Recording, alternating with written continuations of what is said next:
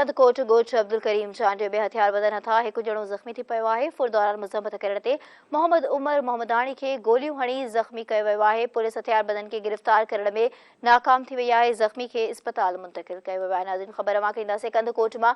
कंदकोट ॻोठ अब्दुल करीम चांडियो में हथियारबंदनि हथा हिकु ॼणो ज़ख़्मी थी पियो आहे। फुर दौरान मुज़ाहमत करण ते मोहम्मद उमर मोहम्मदाणी खे गोलियूं हणी ज़ख़्मी कयो वियो आहे। पुलिस हथियारबंदनि खे गिरफ़्तार करण में नाकाम थी वई आहे, जॾहिं त ज़ख़्मी खे इस्पताल मुंतक़िल कयो वियो आहे।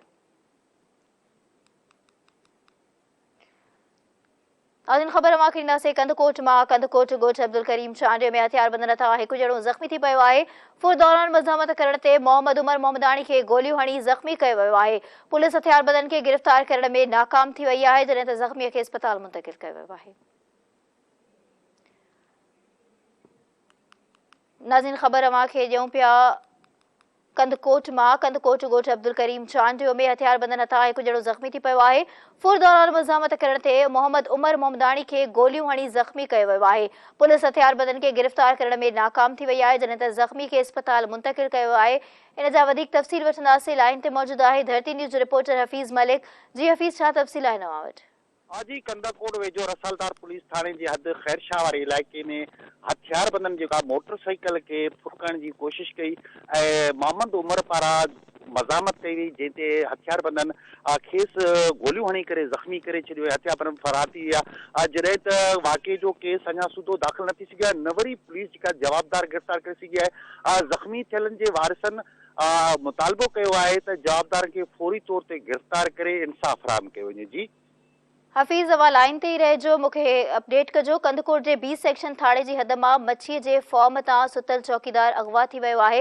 हथियारबंद चौकीदार कलीमुल्ला मीराणी खे अगवा करे विया आहिनि। पुलिस जो चवणु आहे त चौकीदार मच्छीअ जे फॉर्म ते सुतल हो, जंहिंखे हथियारबंद अगवा करे विया आहिनि। इन बाबति अपडेट कजो।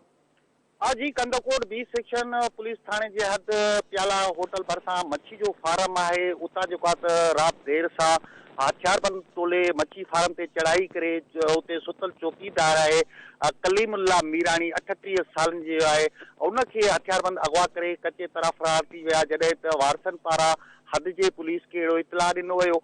हिन सिलसिले में एसएचओ बी सेक्शन अब्दुल कादिर बंगवार अगवा वाक़े जी तस्दीक कई आहे।